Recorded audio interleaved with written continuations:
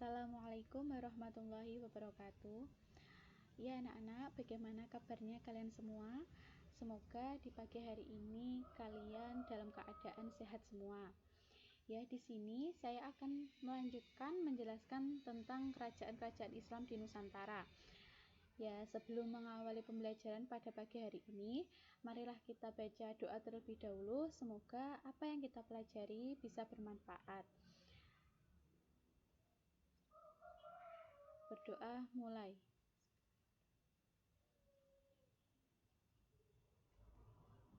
Berdoa selesai.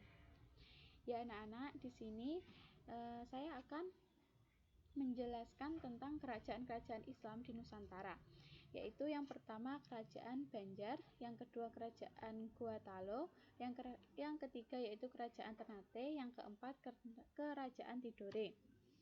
Ya, adapun dari tujuan pembelajaran pada pagi hari ini yaitu peserta didik diharapkan dapat menjelaskan kerajaan-kerajaan Islam Banjar, kerajaan-kerajaan Islam Guatalo, dapat mengidentifikasi kerajaan-kerajaan Islam Ternate, dapat mengidentifikasi kerajaan Islam Tidore.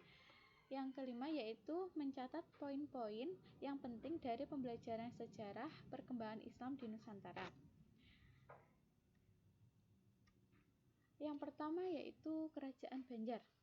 Di sini ada sebuah gambar tentang kerajaan Banjar zaman dahulu, yaitu kerajaan Banjar adalah kerajaan Islam di Pulau Kalimantan, tepatnya di Provinsi Kalimantan Selatan.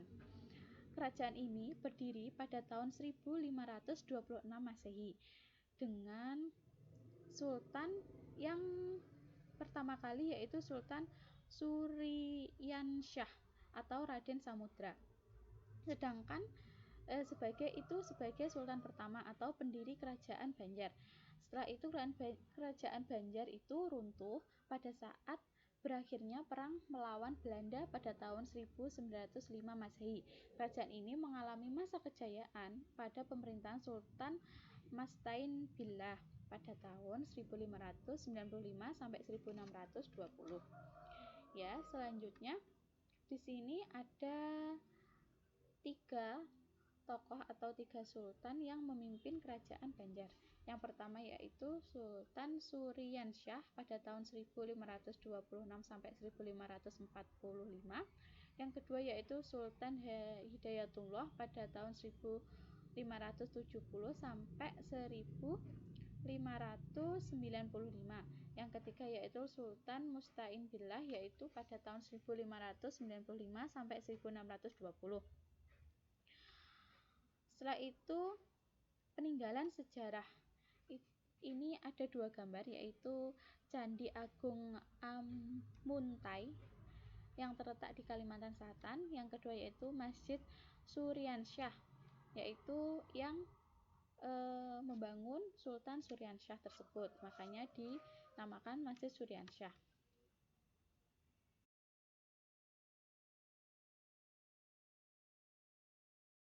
Selanjutnya yaitu kerajaan Guatalo. Kerajaan Guatalo adalah salah satu kerajaan besar dan paling sukses yang terdapat di daerah Sulawesi Selatan. Pada awalnya kerajaan ini bercorak Hindu dan pada tahun 1605 Sultan Alauddin masuk Islam berkat adanya dakwah dari Datuk Ribandang. Sejak saat itulah kerajaan Goa resmi menjadi kerajaan Islam. Kerajaan ini mencapai puncak kejayaannya pada pemerintahan Sultan Hasanuddin yang ditandai dengan semakin luasnya wilayah kekuasaan kerajaan. Di sini ada raja-raja dari Guatalo yaitu Sultan Alauddin dan Sultan Hasanuddin, yaitu nama lainnya yaitu Ayam Jantan dari Timur. Setelah itu di sini juga ada peninggalan sejarah.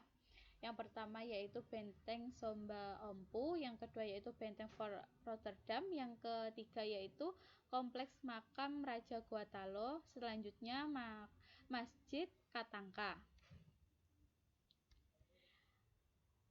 Terus Kerajaan Ternate.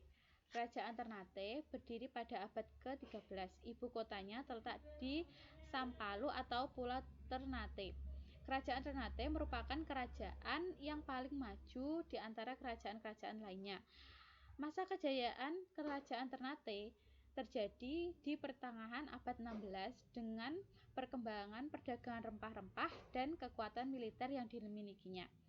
Kemunduran dari kerajaan ini disebabkan karena adanya adu domba dengan kerajaan Tidore yang dilakukan oleh bangsa asing Portugis dan Spanyol yang bertujuan untuk memonopoli daerah penghasilan rempah-rempah. Setelah itu di sini aja ada raja-raja dari kerajaan Ternate. Yang pertama yaitu Sultan Zainal Abidin, yang kedua yaitu Sultan Babullah. Setelah itu di sini ada peninggalan-peninggalan sejarah.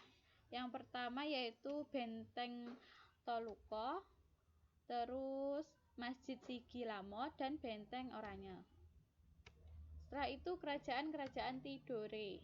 Kerajaan-kerajaan Tidore adalah kerajaan Tidore adalah kerajaan Islam yang berpusat di wilayah kota Tidore, Maluku Utara.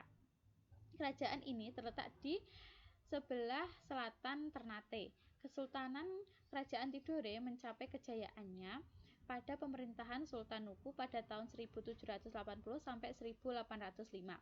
Nah, Sultan Nuku dapat menyatukan Ternate dan Tidore untuk bersama-sama melawan Belanda yang dibantu oleh Inggris, dan pada akhirnya Belanda kalah dan terusir dari Ternate dan Tidore.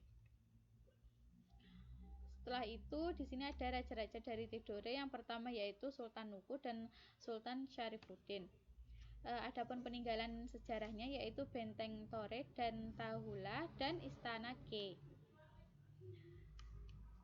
Sekian dari pembelajaran kali ini. Semoga kalian semua dapat mengambil manfaat dari pelajaran kali ini. Jika ada yang masih kurang paham atau ingin ditanyakan, nanti bisa ditanyakan lewat kolom komentar. Sekian dari penjelasan saya. Jangan lupa jaga kesehatan, jangan lupa makan. Terima kasih telah bertahan meski banyak alasan untuk mundur. Wassalamualaikum warahmatullahi wabarakatuh.